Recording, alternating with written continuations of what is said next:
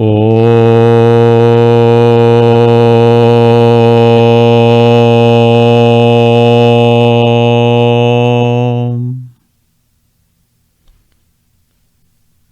Namaste to all.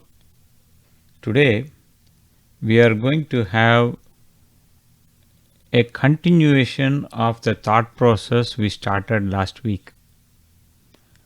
We understood that many of the characters in the Itihasa Puranas whom we normally caricature as Rakshasas were not at the level of people whom we think. They also had wisdom, sometimes they also had good character, but the only difference was they had only good intentions. They never translated it into action. So even though they may have had knowledge, they did not see that as an opportunity to implement. We saw last week about Maricha, and this week we are going to see another character, Kumbhakarna. Now, just like in T20 matches, some player comes at a crucial junction, hits 4s and 6s, just stays for only 2-3 overs, but changes the entire complexion of the game. One such character is Kumbhakarna. He stays there only for very brief time. His references are only brief, but he does make a huge impact both in a positive way and in a negative way. The typical understanding of Kumbhakarna is he is always sleepy. He is a sleephead, which is true. But we also need to see the other side of Kumbhakarna, which is why we are doing this exercise. So before we proceed, there is an article that is pinned on the top, which you can use it as a guide, as your reading material. Whenever you are free, you can look at it. It's an article that is an accompaniment to this talk. So in Yuddhakanda of Valmiki Ramayana, we get this character, Kumbhakarna. Ravana does one big mistake. He thinks this is after all human being and after all Vanaras. These after all Vanaras landed on his doorstep, which was literally an impossible feat in just 5 days, and he had no idea that they were there. And on top of that, he was assuming that it will be an easy cakewalk. That also didn't pan out the way he planned. He was having a lot of reversals, lot of his sons, ministers, commander-in-chiefs, big leaders in the army. They were all like swatted like mosquitoes. So there were only 3 major players left. If you want to turn the tide of this game, only 3 players left. One was Kumbhakarna, who was sleeping. One was himself, and one was Indrajit. Indrajit had already demonstrated by his trickery. He had bound Rama Lakshmanas a couple of times. So he had some taste of victory. He could not kill them, could not eliminate them, but he did put them on the back foot very briefly. Now what happened? Kumbhakarna was his only hope. So he had him woke up, and he basically had this guy who goes into deep slumber. The last Kumbhakarna was awake. he knew that Hanuman had come. After that, there was a ministry level discussion. What to do? Should we send Sita? Vibhishana was threatened there, so he left for Rama. And then Kumbhakarna, after trying to make his points, he went back to sleep. So now he woke up and he saw his brother seated on the Pushpaka Vimana in his palace. He was looking worried. So from a distance he could see that his brother was deeply, deeply concerned. So he said, like, okay, first word he said was, Kim Krityami, what needs to be done? First tell me what needs to be done. Don't give me a field report and all. Just tell me what needs to happen. So that was like an assurance for Ravana. So he gave him the entire synopsis of his situation, and he lamented that all the money is gone in the war and only few aged people and children were left besides women. All able-bodied men were killed. So when this thing happened, Kumbhakarna told in a booming voice, Ravana, this is exactly what was told in the Mantra Nirnaye, in the Council of Ministers. Now here, the only person who spoke in the Council of Ministers in that way was Vibhishana. So he didn't want to tell him by his name. He said, this was the worst case scenario projected, and that seems to have come to pass. And he said, like, all this is because just like a person who does a lot of papa, that person goes to Naraka in a terrific speed. Looks like all your karma has produced this papa pala. Tvam palam papasya karmanaha. He said, like, all this is only because the fruit of your papasya karmanaha, your papa. There is no other way to explain this. And then he says, you did another thing, mistake. What was that? The actions that need to be done first. But you didn't think of the consequences before you acted. Now all this is because he hits him hard and he gives a real he shows the mirror. He says, Kevalam virya darpana anu bandho. What he says is, this is nothing more than Kevalam virya darpena. Your darpa, your ahankara, and what was that darpa based on? Your power and your arrogance. So your power gave birth to arrogance, and that alone is the reason why you are like this. And then he said, if you are in power, what you need to do is you need to think of the sequence of events. Things that need to be done first, things that need to be done later, what is the right thing and what is the wrong thing, what is nyaya and what is anyaya. You should know the difference. If you don't know that, then what is the point in saying that you are a king? Right?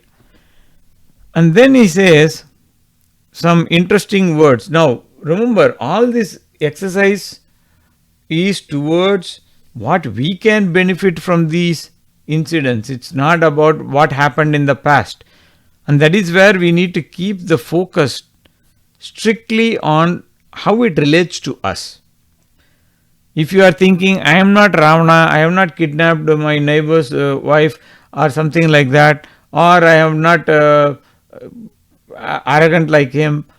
That is not the point.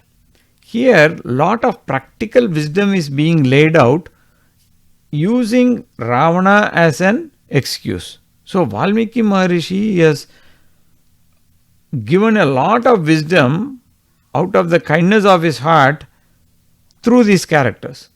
So, if you just go through these stories like a story, this is not a Vikram or Betal story. You won't get a big moral or any lecture or understanding or anything like that. But if you follow any character, if you just take Sugriva and just follow only Sugriva in Ramayana, you will be amazed. There is a total transformation of this guy who was very meek and he was very meek. So basically, our friend, any character that we look at, they basically help us to walk through all this wisdom so that we can apply in our lives. So after having told him the sequence of events, he says, when you do an activity that is out of time, out of place, it doesn't help.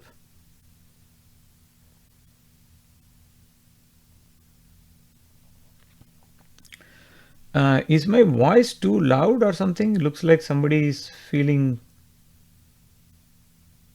No, Sachidevi, your voice is good, no issues. Somebody said that his voice seems to be hard. Okay, I don't even see them. Sorry about that if my voice is too loud.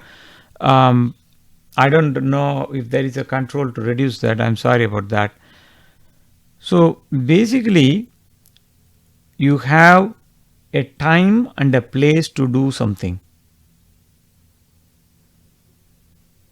And those aspects need to be considered, and Ravana, you never considered that. On top of that, you did not understand or apply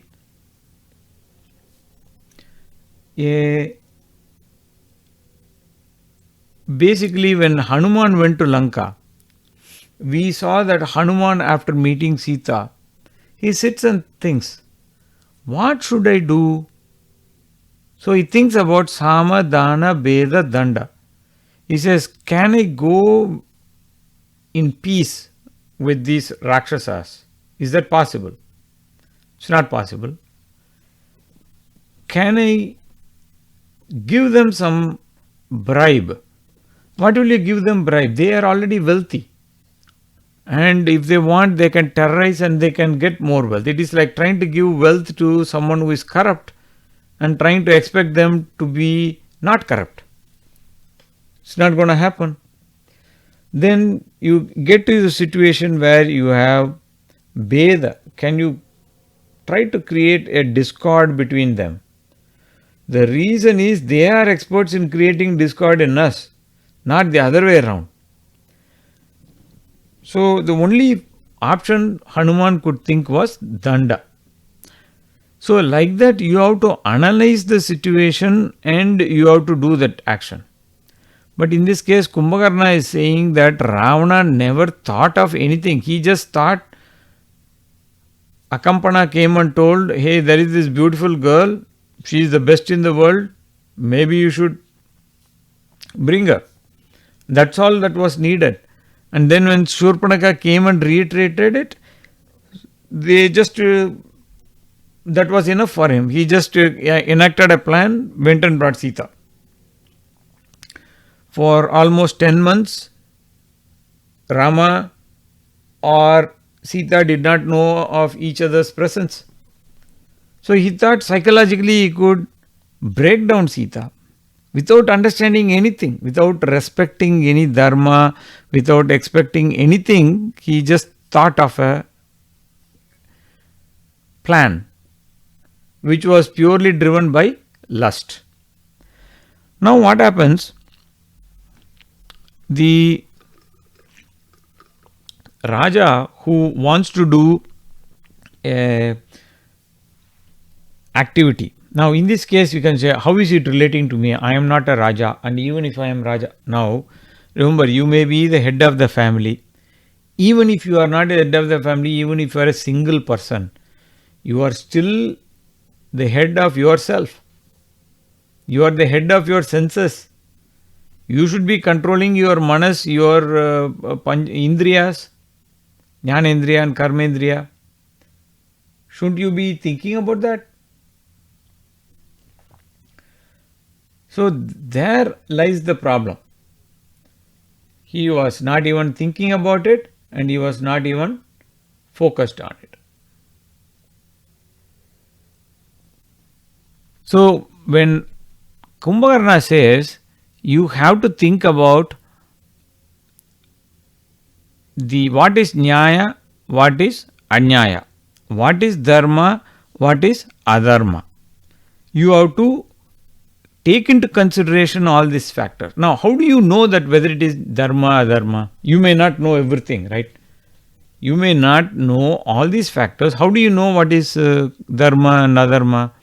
So, you need to surround yourself with those right resources, whether it is friends, counselors, or people you hang out, and you need to get the inputs, and you need to focus on what is the right course of action in your life. Now, in your case, you didn't do that.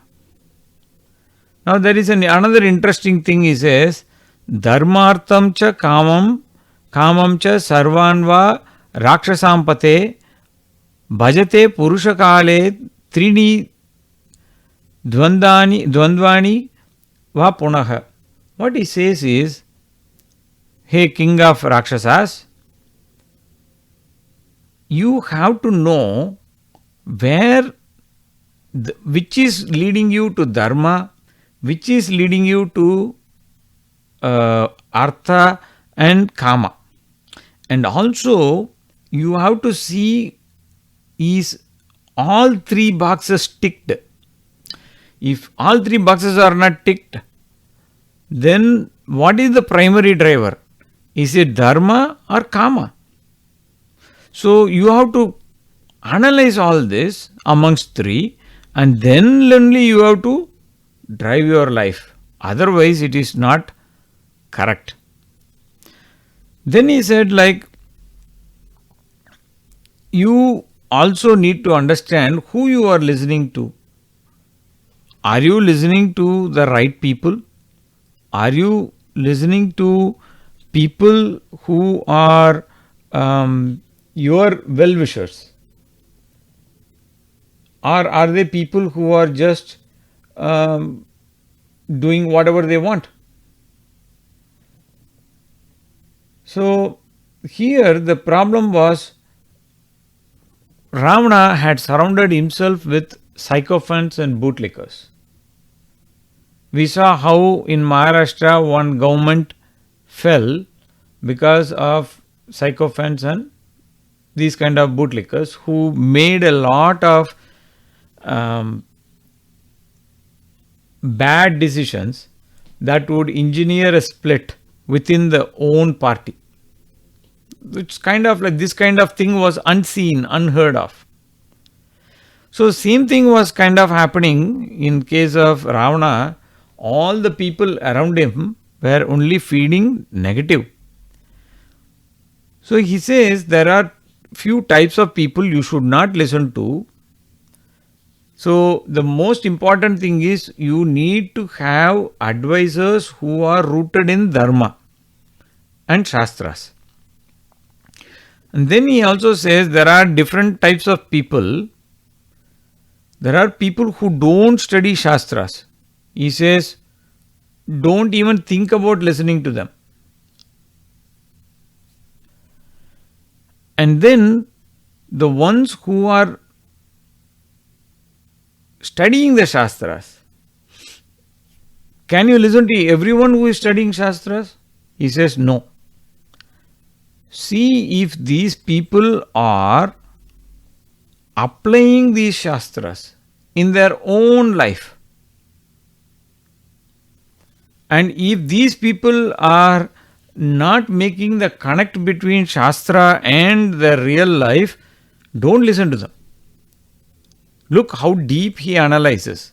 And here is a person who spent most of his time sleeping. The king of Tamas is telling us what is wisdom.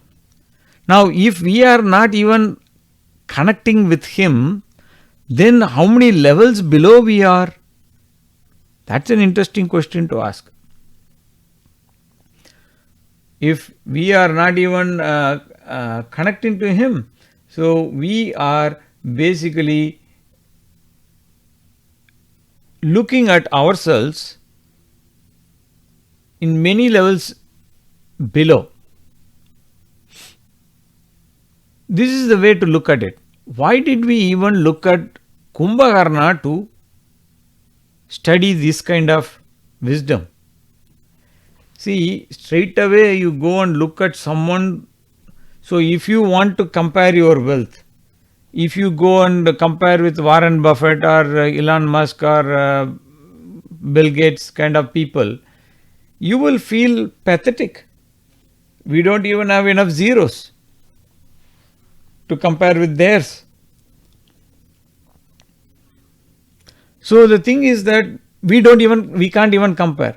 But if you want to compare with your friend who is hanging around you or whom you are hanging around, that may not be a big stretch, isn't it? Because we are all more or less give or take the average of your wealth is nothing but an average of the 5 best friends you know. You can ballpark place your net worth based on the 5 top friends you keep with. So if you want to increase your circle, you need to hang out with a bigger circle. Now the funny thing is, you may want to hang out with them, but do they want to hang out with you? That's a different story altogether. Now here is Kumbhakarna, who is the king of Tamas, but he talks so much wisdom, but everything is so close. We can at least say, hey, I want to at least match the level of Kumbhakarna. Otherwise, imagine how much behind we are. So, in that way, studying characters like Maricha and Kumbhakarna are very, very inspiring for us. So, he told the important essence is, if people don't study Shastras, we find a lot of New Age Babas, right? There are some sad gurus who keep saying that, hey, Shiva is not Hindu, Rama and Krishna did bad things, and these guys have thousands of followers that are going behind them. And the sadness is, we call them sad gurus and all sorts of gurus. So, Kumbhakarna is warning us. If there is a guru, he says now he is not even talking about a guru. He is talking about a person who is qualified to be a counselor, a minister, or an advisor. Now, if they have to be a guru, it takes one notch higher, obviously, right? So, what are the 2 conditions he says? 1, they must know the Shastras.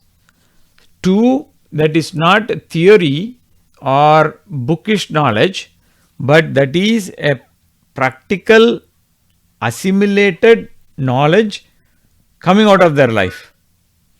So, when folks are looking at, when we look around people and we say, hey, I don't see any such guru around, don't worry.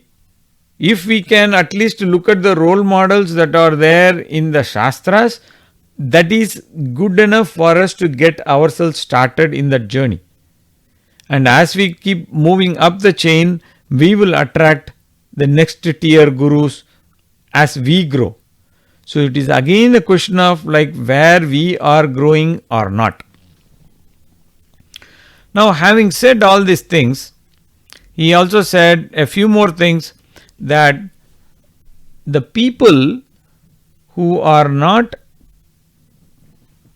telling you what is good and bad, they are not good advisors or good friends. And sometimes what happens, you remember the naked emperor story? So all the ministers said, the king was given an invisible cloth by a trickster. So everybody said, wow, this is a wonderful dress, wonderful dress. And the naked emperor was parading till a child confronted him and told him, like, why didn't he wear any clothes? Same way, these counselors keep, like in our democracy also, you will see a lot of these people, small time parties and all those things, they put a lot of pressure on the coalition and whatnot and say like, hey, you'd make me do this, you do that, you do this. A kind of like an appeasement politics, especially appeasing only minorities kind of politics.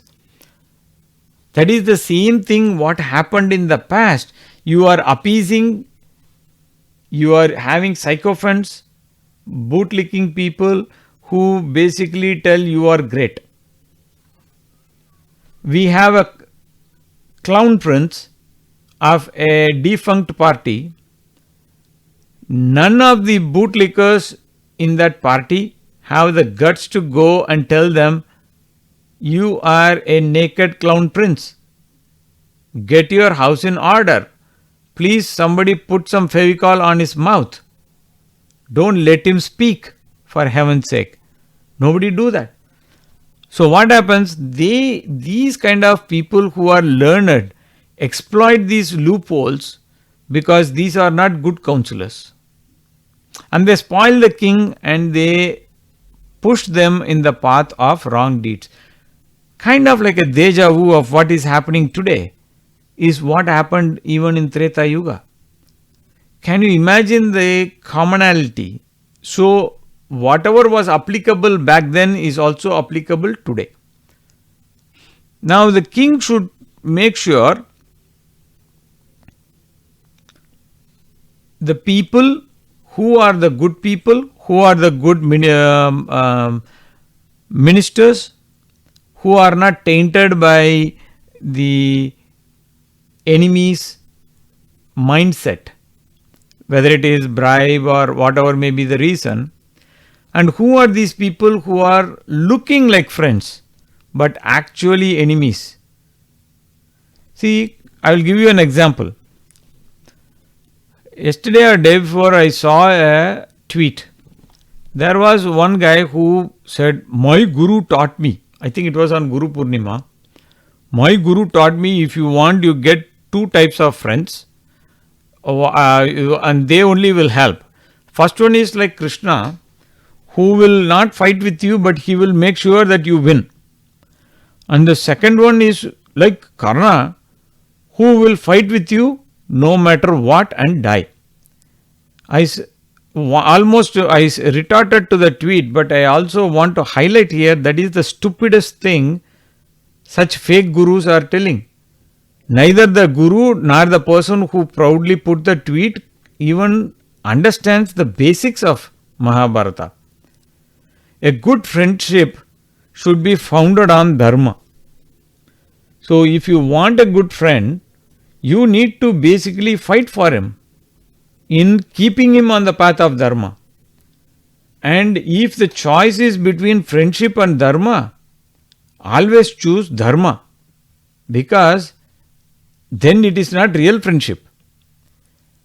And this Karna was a character we saw a couple of days ago. We looked at it in detail, how low-minded he was.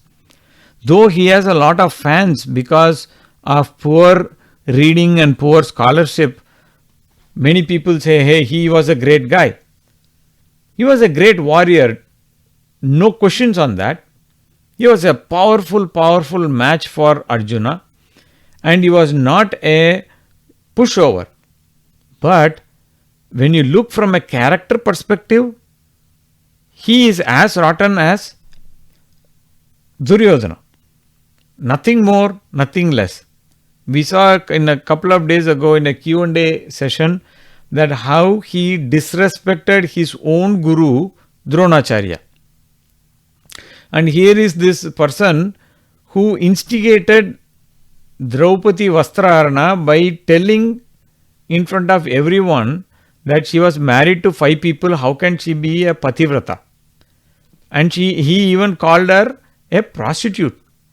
And these words were taken to heart by idiotic Duryodhana, who perpetuated an untellable crime. Now, if you are a good person, you should be promoting the other person in the path of Dharma. What did Krishna do? Okay, Krishna is Bhagavan, so he promoted Arjuna, Sudama, Uddhava, everybody in that path. But we have to understand that only in such a elevated equation where Dharma is upheld, real friendship can be found. What is the point in saying Duryodhana Karna was the reason why Mahabharata even happened in that way? Because Duryodhana trusted Karna more than he trusted Drona and Bhishma. So he was counting only on Karna. So such is the sad state of affairs that you trust this person and that person is driving you into the ditch, is running you off a cliff, is taking you straight into the fire. That is not good friendship. So Kumbhakarna also says counselors, their loyalty should be tested based on their association to Dharma. And what happens once a person has some loopholes, won't others exploit it? If I have a character flaw, won't people exploit it? Absolutely. So, in the case of Ravana, what happened? Akampana, Shurpanaka knew this person was a womanizer. No matter how many women are in his harem, he would be lusting after any girl that is available. So, anyone who says that this girl is beautiful, he never bothered whether it was legitimate or illegitimate, doesn't matter. Now, that reminds us of some desert religions, right? That they don't have any respect for the woman or even for that matter even an animal. They don't live. This is or whether it is a boy or a girl, they don't live. It's a kind of like that sad state of affairs. So,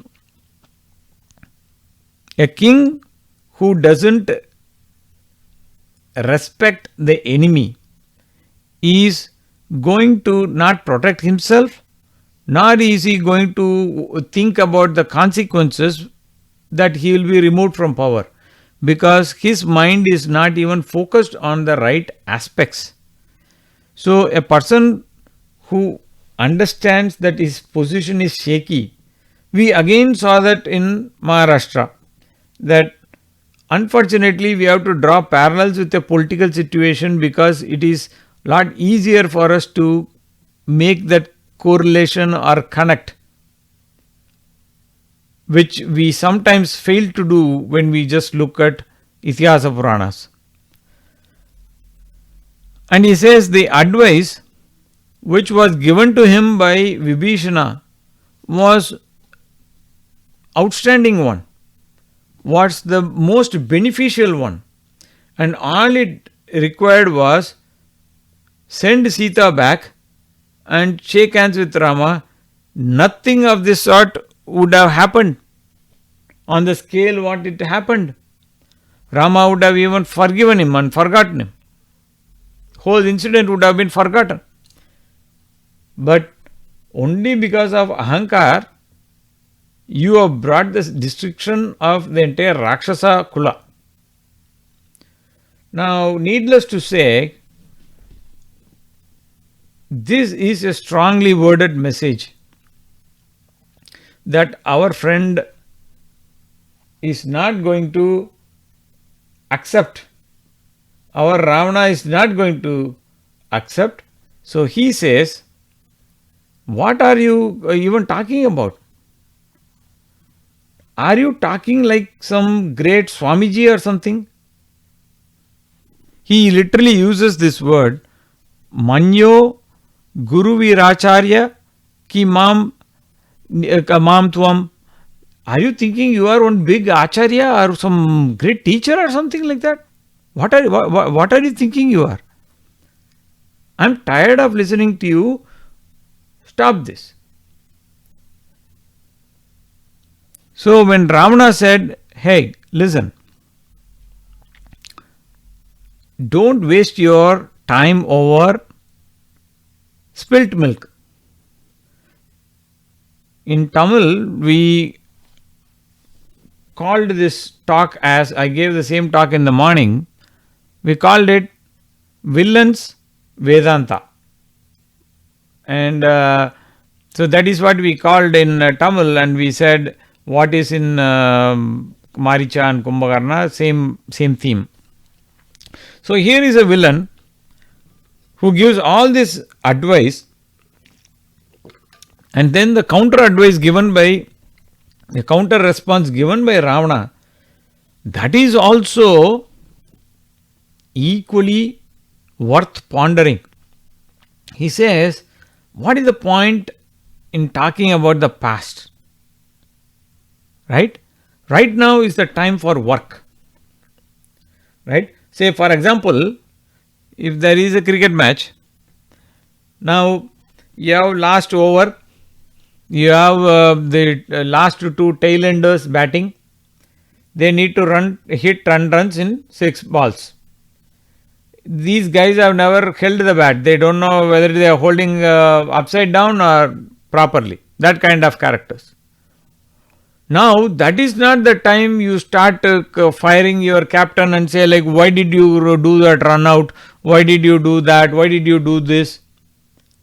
So now is the time for action, says Ravana. So let's do what we need to do. Second thing he says, this is the only place, at least as far as I could understand in Ramayana, where Ravana confesses to his mistake. After his death, Mandodari laments and gives all sorts of reasons why he did it. But this is the only place, dialogue with Kumbhakarna, he gives the actual reason why it could have happened, but in a passing way. He says, Vibhramat Chitta Mohadva Balaviryashrenava. Those are the 3 ways the mistake could have happened or the issue could have come. Vibhramat means like mistake, like, hey, I was holding a glass of milk, I just dropped it, it just fell by mistake, right? Or Chitta Mohadva, by mind not working, my chitta is not working, so it's kind of deluded.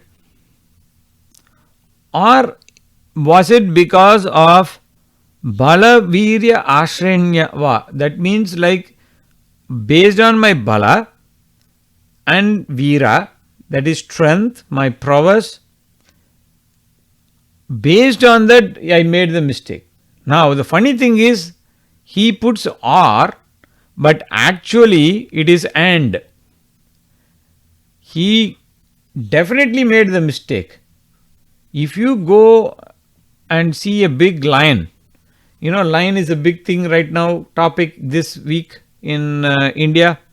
So if a big lion that is not weak or old lion, that's a lion with its fangs out. Now if the lion is facing the other side, you go and pull the tail, what will happen? You will get the other side of the lion with its giant paws, with its teeth sinking into you. So you can say, oops, that was a mistake. I thought it was a toy lion, so I tugged the tail. Oh, consequences are going to be there. So he does know that he didn't, he underestimated Rama. This is the place where he makes that tacit acceptance that he made that mistake. Then he says chitta mohadva. That means he was deluded. Just like Maricha went as a golden deer to delude Sita, he totally misunderstood, misplayed the entire pack of cards. He didn't understand what was even Sita. Which girl would have taken 10 months and still she is holding strong? She is like, she is not succumbing psychologically and she is growing in strength. Ravana has never seen something like that. And then he says, Balaviryarshainva. That means he is thinking that, hey, my strength, he knows that his strength was based on a lot of hollow victories in the past. But somehow it went to his head and he thought that everything was done based on his strength. We will see that in a few minutes. So, on all these counts, he made the mistake. He accepts that when he talks to Kumbhakarna. And then he says, past is past. Gatam tu nanu shochanti, gatam tu gatamevahi. See, past is past. Literally we are saying, right? So, wise people don't brood over the past. They look forward. They look at what needs to be done next. Now, then he throws an emotional curveball at him. He says, hey, when a person is in distress, that time only you will see the real color of friends, family. Who else can I look towards besides you as a friend and family? If not you, who? Now, he didn't say that word. He is kind of like technically putting that hook on him. That I am counting on you. Now, Kumbhakarna realized that this fellow has really taken the hit so badly that he definitely needs help, not advice. So he tells him, okay, I will do what you want. You want basically Rama to be beaten, right? I will make sure as long as I am alive, nobody will touch you. Rama cannot touch you. The Vanara Sena cannot touch you as long as I am alive. Look how Ravana interpreted and what the message at the end of the war was. So Ravana thought that Kumbhakarna will go and beat Rama and he will get victory back and Sita and that sort of thing. Because he is deluded. Remember last week we analyzed his mindset as Abhishwangam. Whereas Ravana didn't understand that Kumbhakarna was telling, hey, if I go to Rama and die at the hands of Rama after a great battle, will that create a change of heart in you? And at least you will be safe at that time with my sacrifice. That was Kumbhakarna's interpretation. We can probably fill in the blanks because it is open-ended. Now, our Kumbhakarna is not a normal warrior. He is a great, so he says when excited he can go and even kill Indra or Yama. That even Brahma would be afraid of him. So don't worry about this Rama and Vanaras. I will go and take care of them. Now, till that time, remember Ravana, one of the biggest mistake Ravana did is what we do. We do the same speciality mistake what Ravana does. Surround ourselves with people, instead of putting us on the path of Dharma, they just feed to our desire. So one such character was Mahodara. Now Mahodara, this guy had already gone out and he got beaten and he came back. So Mahodara says, hey, I need to tell you something, buddy. You are born in a wonderful Rakshasa Kula, Kumbhakarna. He is addressing Kumbhakarna. But you know what? You are a very arrogant man. You don't understand all right things. First understand that Raja knows what is good and bad. So you don't tell the Raja what is good and bad. Okay? So whatever Raja wants, let's get the job done. So remember, he is again sucking up to Ravana even in this desperate last minutes. And he says, as regards acting on time and place, who knows better than my king? So you don't listen, you don't know how to talk to elders. See, this is a matter between two brothers. But what happens when we open our family to outside world will exploit which is the weakness, right? This is exactly what is happening. He said, hey, don't talk to elders like that. Don't you know that? You are talking about, now I will just touch this point very briefly. We will come back when we do the analysis in a few minutes. He says, you talked about Dharma, Artha, Kama, all like as if watertight compartments. That's not so. Can you clearly tell where Kama ends and where Dharma starts, or where Artha starts and where Dharma ends? You can't do that. So, what is the idea of this karma? You should get good fruits. What is the idea of good fruits? You go to Swarga. When you go to Swarga, what do? You eat, drink, be merry. All the apsaras are dancing. You have fun. That's it. Now, what did Raja see? He saw a beautiful girl like an apsaras. So he just took it. So there is nothing wrong. Now, remember, these are Mahodara's twisted arguments. Okay.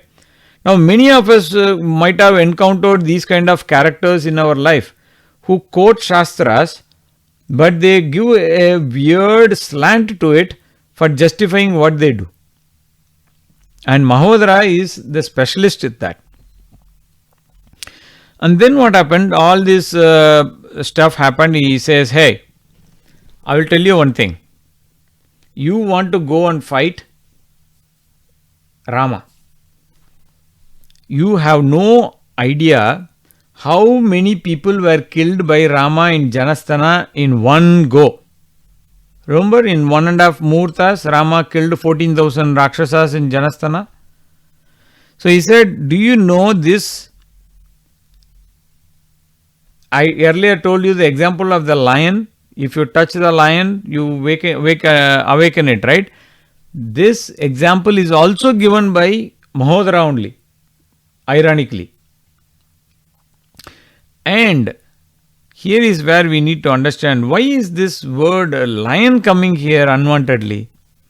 Because Ravana and Kumbhakarna in their previous janma were Hiranyaksha and Hiranyakashipu, and Hiranyakashipu was killed by Narasimha Avatara. So this is a subtle echo of what happened in the past. It's kind of like foreboding. But he also says, you don't understand how to fight Rama. And if you try to go and take him frontally, going single-handed, that too, that would be really stupid. So you don't have the advantage. You need to study the enemy and you need to do that. I will tell you now that this Rama is not a human being. He is equal to Indra or Surya or maybe even more. He says, here is Ravana whose name was enough to make people cry. I will tell you a method where we will keep Sita, at the same time defeat Rama without going frontally. Remember, this is an example. You find a lot of prostitutes, right? I don't want to name names, but you find a lot of these Lutyens media prostitutes. How in the last elections they were desperately pleading with people with all sorts of twisted numbers. They were confusing people, telling that our election, both the UP election and also the previous election, the national election, they were cooking up numbers like crazy.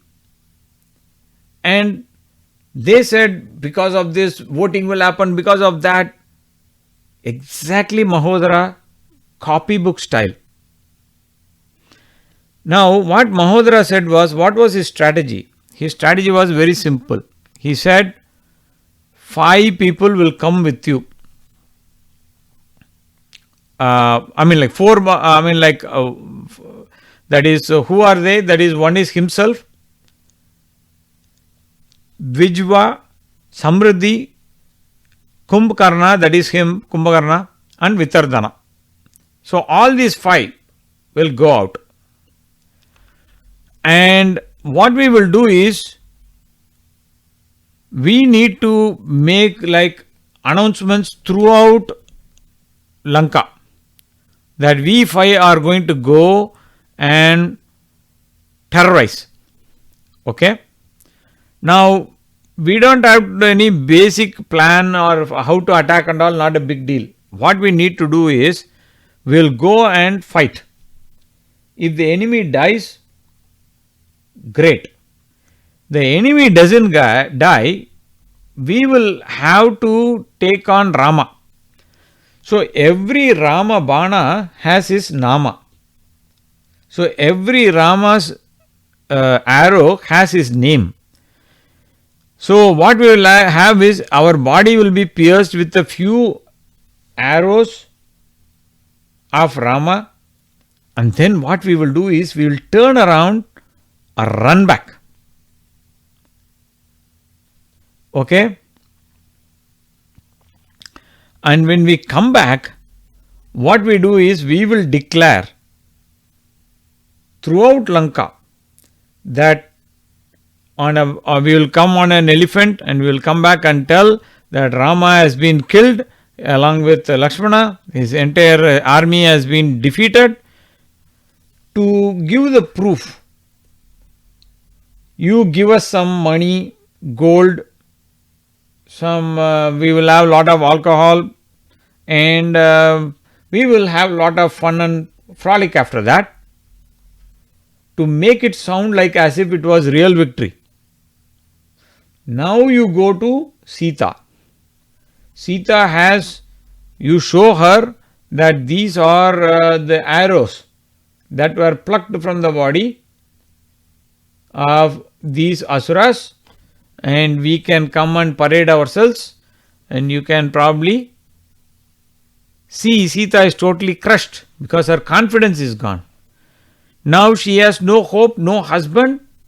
At that time she will say, okay, she will marry you. Now you may think that this is kind of like a real stupid, imbecile idea. But if you know that Ravana's past victories were also like that only. When Ravana fought Vali and Kartavirya Arjuna, this process was the same. He would come back defeated, but announcement would be made that he is done a great job. Same thing when Kumbhakarna, when Ravana's stepbrother Kubera, he decided to withdraw from the battle because he didn't want his brother to be killed by his own hands. Because remember, who is in charge of north direction? The Dik Devata for north is Kubera. And then same thing happened with Varuna. He went to Varunapatna and he saw nobody was there. When Varuna was not there, he destroyed the Varuna's place and claimed it as victory. He would have almost died at the hands of Indra, but for the timely intervention of Indrajit, and thus Meghanatha became Indrajit. And he would have also died at the hands of Yama, but Yama, when he was about to throw his pasha, that time Brahmaji said, hey, don't spoil my name and also let's not wreck this avatara prematurely. Okay, so let's have this Rama avatara Leela, so don't do anything crazy. But all these places he went home and he claimed victory. So Mahodara, who was part of all this joke, knows the routine so well that he was presenting the same idea like deja vu to Ravana. So it is not without a past that such a situation arose. Now, our Kumbhakarna said, he rebuked him and he said, this fellow is fit for nothing. This fellow is fit for nothing, and also people who are really fighting, they are going to be showing their prowess in the battlefield, not by merely talking tall talk like this, especially lies. So he said, don't keep eulogizing this kind of victory, and what's yet, he told, when you meet Rama, when you meet Rama's Bana, Kumbhakarna says to Mahodara, you will really know what it really means for this Durnayam, for this bad kind of advice, bad policies. All these things you are telling when you meet. And then he says to our Ravana, don't worry, I will go, I will do my best, I will fight and give Rama a hard time. And he leaves. So we will pause our story here because our interest is not in following Kumbhakarna beyond this point. We are just going to be looking at what we can take from this story and how we can apply in our life. Like I mentioned earlier, you can look at this article that is pinned on the top for a closer study. Now, the first thing what we understand is we already saw how Kumbhakarna gave a lot of management advice on timely action, right? So Kumbhakarna told what the first thing should be done first, later things should be done later. There is an element of sequence of operation. You can't switch the sequence of operation and expect great results. That's not going to happen. So how do you keep the sequence of operation correct? That is a question for us to ponder in our life. So if you want to eat mango from your own mango tree, so first you need to put a mango seed, then you need to water it, then you need to, suppose you forgot to put the mango seed, daily you go and water and you go and fertilize, you put a fence, all the things you do, but First thing you didn't do that. And then after many days you are putting like, okay, I'll put a mango seed outside, not even in the ground. Will it work? No. So it is very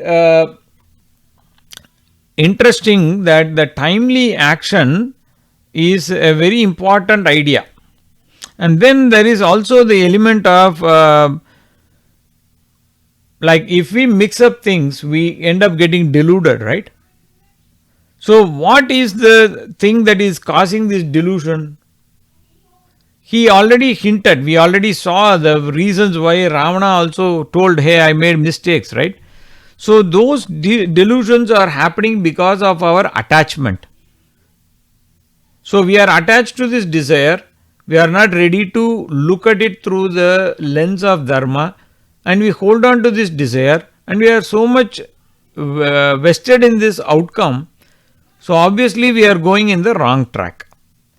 So that is what we get from Kumbhakarna. And then the second thing before we move to the other lesson is an action that is not done with respect to desha and kala, right?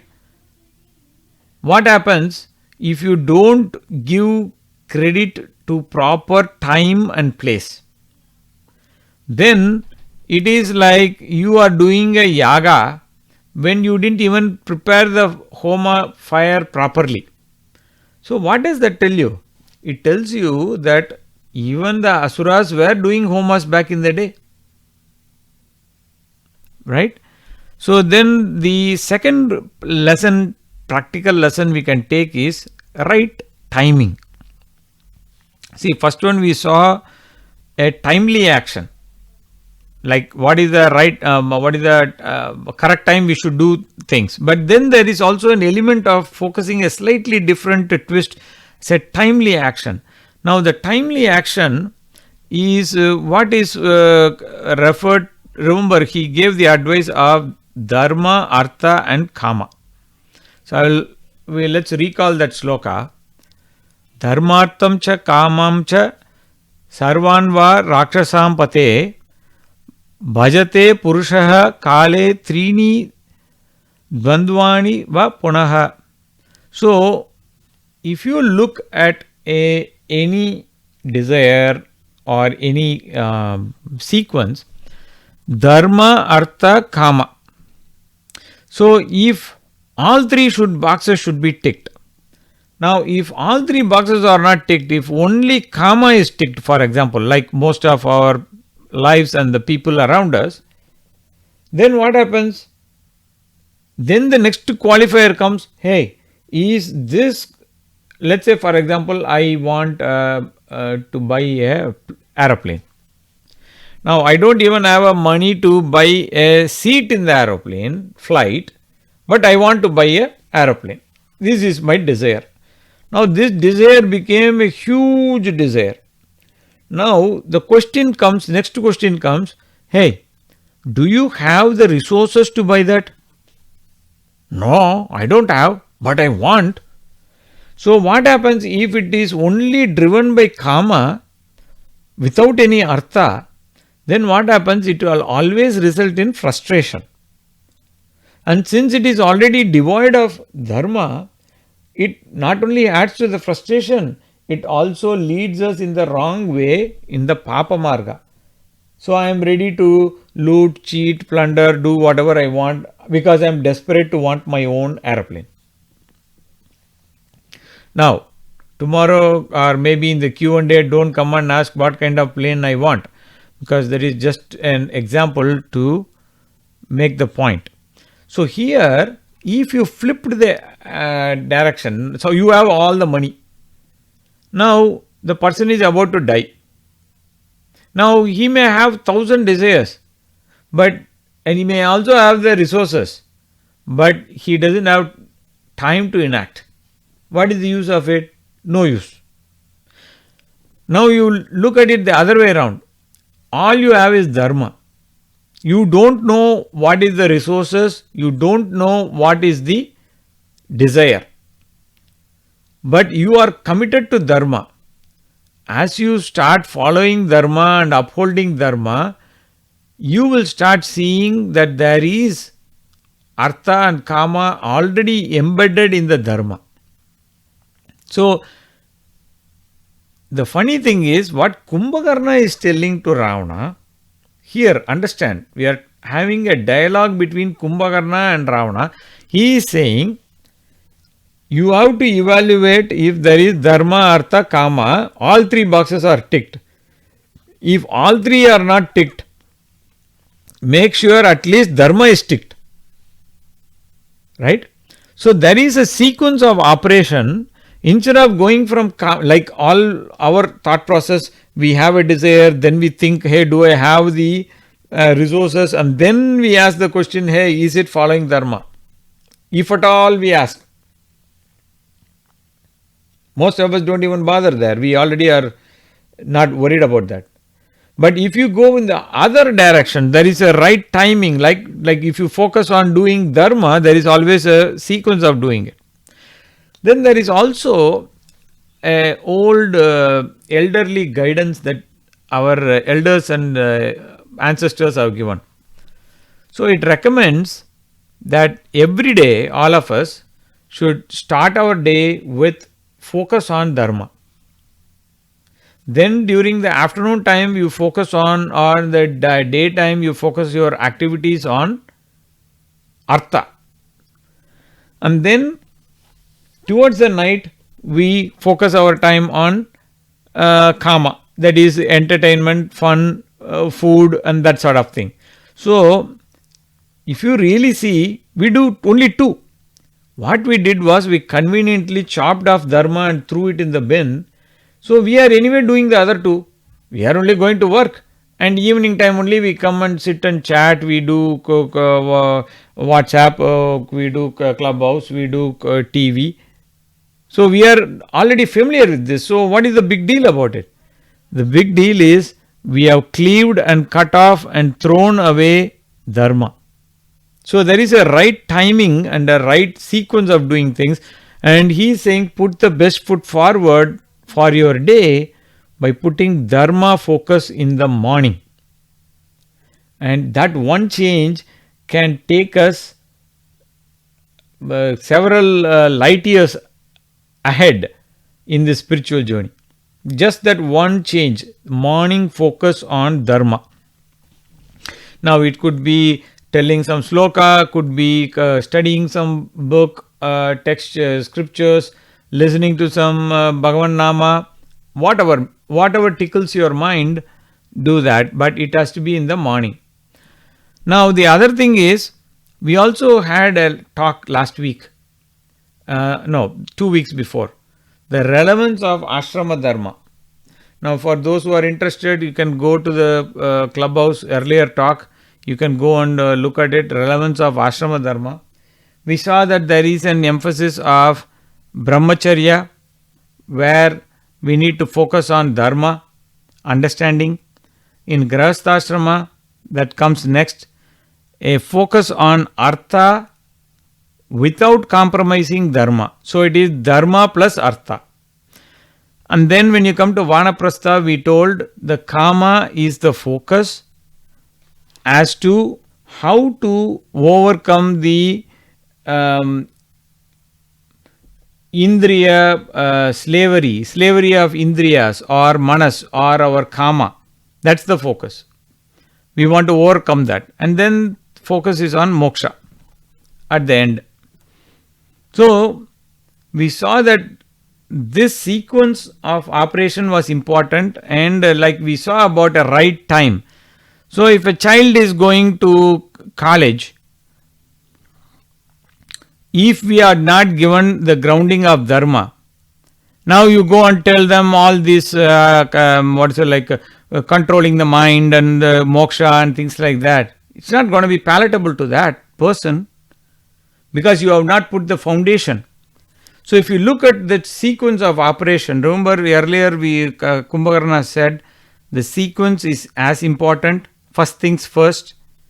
So here, if we didn't give the emphasis on Dharma for the child, like most of the people in the society do today, then the entire edifice comes crumbling. Because all we focus is on what? Kama and Artha. So moksha is also thrown out. So no wonder we have all sorts of problems. Then the other question is, whom should we listen to? This is an interesting question. Our Kumbhakarna spent a lot of time. He said, just because somebody is talking sweetly, giving us nice advice, doesn't mean that we should act on it. We have to understand, are they telling you good advice or are they leading you to your weakness? He also told very clearly that people who don't study Shastras, don't listen to them or don't take their advice. So there are these New Age Babas who come and say proudly that I have never read any Shastra. Run away from such creatures. They will tell you all sorts of sweet things which they have stolen, but they don't want you to go and read. So this is the sad thing. They will go and study the same books. They will come and shield it from you, but they will act as if like they invented and discovered all these wonderful stories to entertain. So for a person who is not connected with Shastras, don't listen to them. And the one who is already having all the theory, bookish knowledge of Shastras, you can listen to that person provided they took that book knowledge and applied it in their life and have got practical experience. So the emphasis again here is practical application and experience of Shastras. So you need both theory and practical. Otherwise that knowledge, that wisdom is futile. And also remember, Ravana is equally knowledgeable person. He says, hey, you have to understand that at times of misfortune, who is supporting only such a person is a good friend.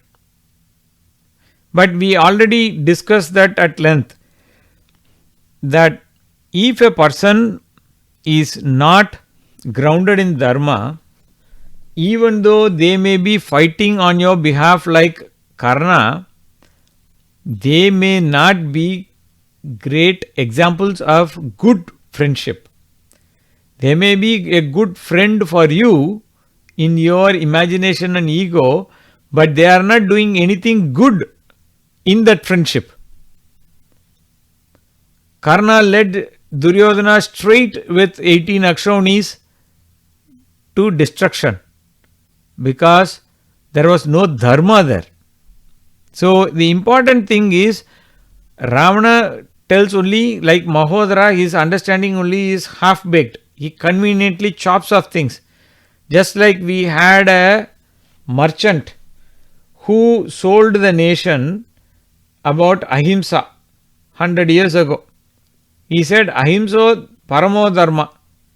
But then he chopped off the later part dharma himsa tataivacha, telling that even if you are doing himsa to uphold dharma, that is also called ahimsa only. That's the full thing.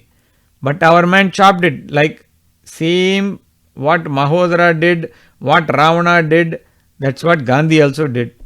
I am not calling Gandhi as Asura, but if you see the connection and if you see the bastardization of Ramanama Bhajan, I will leave it to your imagination to connect the dots.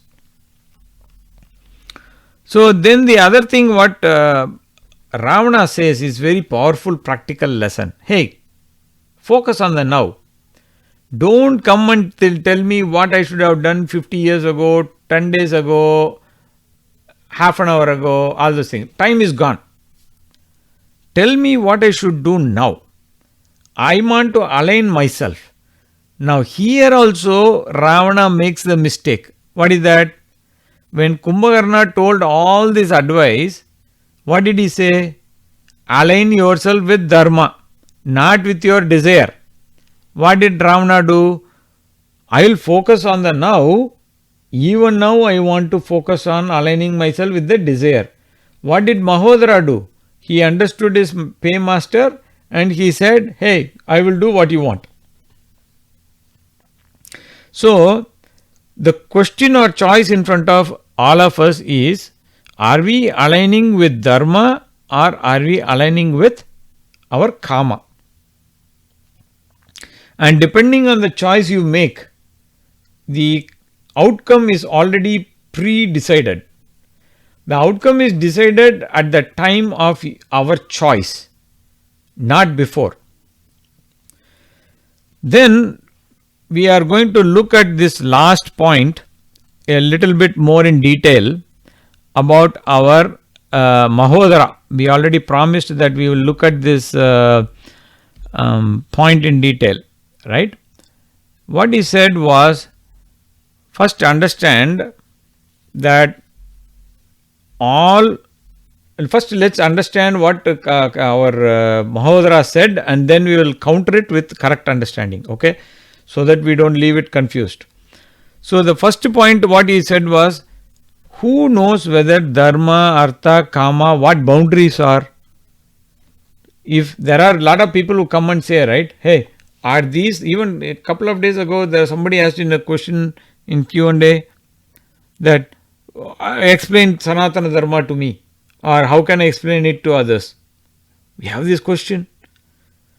So we don't understand what is Dharma ourselves, because it is not a watertight compartment. It is like, it's not like, okay, this is discrete, I explain you like this. They are kind of fluid.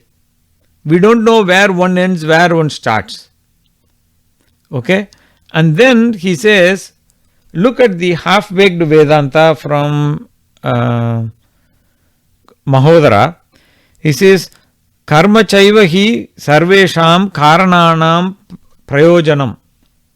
See, karma chaiva hi, what is the, only the karma is at the root of all consequences. Shreya papisyam chatra phalam bhavati karanam. So, what happens?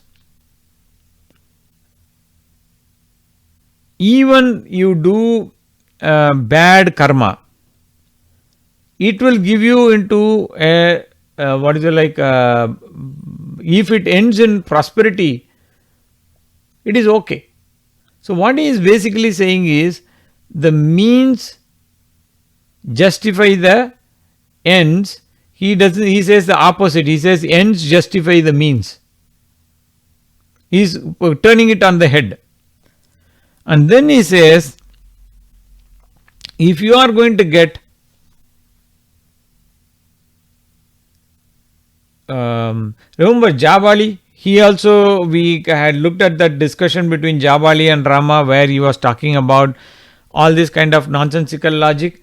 Mahodara does the same, except that it appeals to Ravana. So he says, when you are worried about Nyaya, Anyaya and things like that, that doesn't matter. See, there is a laddu in the store. You have money, you give money, you eat laddu, you enjoy. Now, I don't have money, I am a rowdy. So I go and say like, hey, give me money or give me laddu. So I take the laddu and I eat. I didn't give money, but I am still finding the same benefit. Look at the weird logic of Mahodara. Now, what Mahodara did not understand is the karma phala may be there, but it is tainted by the omission of dharma, which he did not get. He is an asura, right? He doesn't get it. So, it is like the religion, one cult is there. They believe that it doesn't matter whether it is A's wife, B's wife, just take and enjoy, because that is all part of the 72 equations that is already pre-decided. So if it is there or here, it doesn't matter. You see how weird people do. These are all people who are the predecessors, followers of Mahodara. Interestingly, their what is it, the first names also start with M only. I'll leave it there. Now, the other thing what we also understand is Mahodara's deliberate misinterpreting what he says is, hey, you are going to do what? You are saying follow Dharma and all those things. After following Dharma, what will you do? You will go to Swarga. What happens if you go to Swarga? You are going to enjoy the fruits. You are going to have one Apsara. Whether it is Apsara there or maybe next Janma you will marry a very beautiful girl. So what? Now our Raja went one step further. Instead of going to next Janma or next Loka, why not enjoy it here? Because this is a beautiful girl, Sita. Why not take it? Wow, this is dangerous. Now you all can be thankful if these atheists are not reading Ramayana, especially these portions like what Mahodara is saying. So far these atheists have not found these sections probably, because this is exactly the same logic what you will find people talking in clubhouse or even in the real world when it comes to atheism. We all have this problem because of our materialistic mindset. So what we think is, hey, I do this karma, that is going to come results. However I get it, so what? See, we already saw that if karma alone is required, then like the example of the airplane I told you, if I don't have Artha, how will it even work? It will only add to my frustration that my desire is not working, or my desire may impinge on yours. So Dharma is the regulator. Dharma has to be at the foundation. We have to understand that. A quick idea we need to give before we wrap this up, because people need a quick refresher. So I do a karma, whether it is thought, word or action, it produces vasanas. It also produces karma phala. But the fact that there is a gap between karma and karma phala, that also produces vasanas. Because what do? I keep sitting and thinking in anticipation. Then the karma phala comes. Am I happy? No. I still keep refreshing my vasanas. Now these vasanas and karma phalas that are not yet manifest become the reason for my next janma. Now next janma I am going to do more karma. Karma, janma, karma. This cycle is what we call samsara. Now to break that, how do you do? All you have to do is take this kama and artha and put a boundary of dharma and contain it. If you just lead a life of dharma, which will come only when you study scriptures or by listening to satsanga or following people who are rooted in dharma, then only we will get all this dharma and all. Dharma won't come and knock on your door and say, hello, do you want to follow me? It's not going to spam your Twitter and other social media accounts and say, hey, please follow me. So, Kumbhakarna's advice, whatever he told about following Shastras and Dharma, is for not only Ravana, for all of us. Question is, are we going to follow and behave like Ravana, or are we going to take it to the next level? Are we going to be the bookish knowledge of Kumbhakarna, or are we going to take it to the next level, like being like Vibhishana, who did his best to promote Dharma, but when time came, push comes to shove, when he had no other option, he said, I will choose Dharma any day, I will choose Bhagavan any day over anything else. So it is important that we get this deep insight by reminding ourselves of this wondrous incident of Kumbhakarna. So here we took a character that is caricatured everywhere like a king of tamas, but we also managed to extract the wisdom from Kumbhakarna. This was hidden in plain sight, but we don't have time to sit and look at these shastras.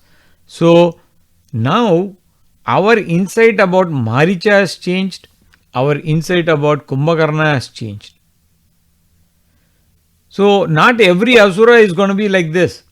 Now here, just for a benchmark, Ravana, no matter what good thing is told, he is not going to follow. So we already saw these three brothers. Ravana represents Rajas, Kumbhakarna represents Tamas, Vibhishana represents Sattva. Now, if we have all the book knowledge of Dharma like Kumbhakarna but don't put it to practice, no use. If you are surrounded by all well-wishers and listen to all good things but don't practice like Ravana, no good. Whatever little we know, we want to start applying and living a life of Dharma like Vibhishana. So let's start looking at the Itihasa Puranas in a different perspective, the right perspective, and start making that practical connection to our life, so that our life can not only be prosperous for ourselves, profitable for ourselves, but it can also enrich everyone who comes in contact with it.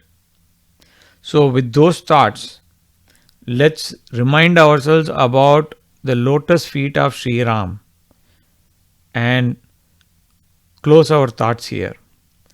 Jai Sri Ram, Jai Sri Krishna, Har Har Mahadeva.